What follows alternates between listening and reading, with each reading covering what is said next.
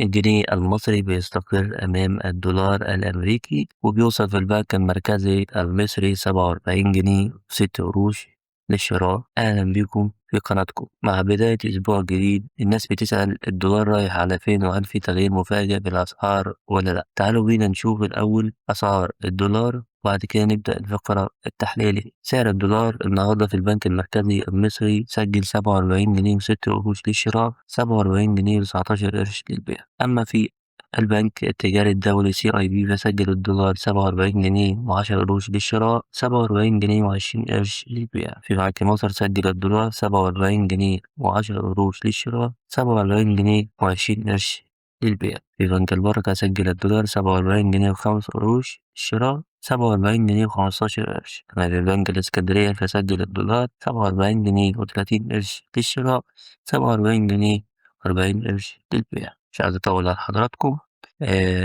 دي كانت آخر ضربات سعر الدولار النهاردة في البنوك المصرية. لو حابب تتابع أسعار الدولار وكل الأخبار الاقتصادية المهمة لحظة بلحظة، متنساش تعمل لايك وتشترك في القناة عشان يوصلك كل جديد. مع السلامة.